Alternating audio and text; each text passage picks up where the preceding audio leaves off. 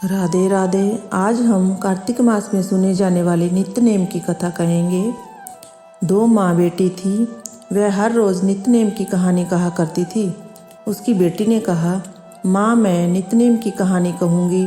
माँ ने कहा, बेटी तेरी कहानी ससुराल में कौन सुनेगा। उसने जिद की और नित्य नेम की कहानी कहने लगी। उसकी शादी हुई, ससुराल गई तो सबसे कहती कि मेरी कहानी सुन लो। सभी कुछ ना कुछ बहाना बनाकर टाल देते।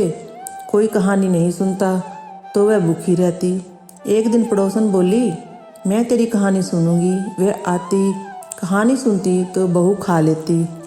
एक दिन ननद ने अपनी माँ से कहा कि माँ, भाभी पड़ोसन के कहने पर तो खाना खा लेती है और हम कहते हैं तो नहीं खाती।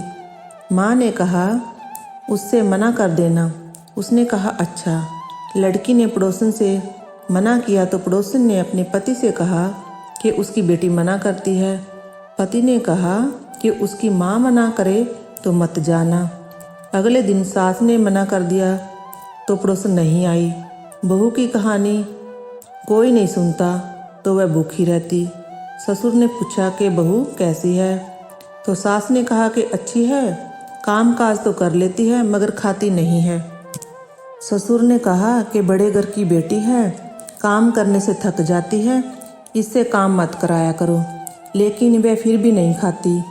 धर्मराज का आसन डोल उठा कि इस नगरी में ऐसा कौन है जो भोजन नहीं करता, उसे बुलाओ। स्वर्ग से विमान आया तो सास बोली, मैं चलूं।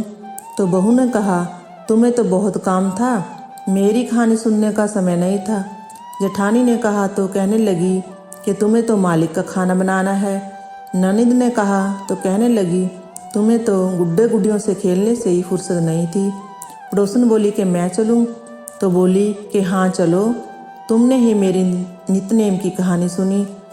वह अपने मालिक के पास गई। मालिक बोला कि तू तो बड़ी भाग्यवान है जो जीते जी जा रही है, मरकर तो सभी जाते हैं।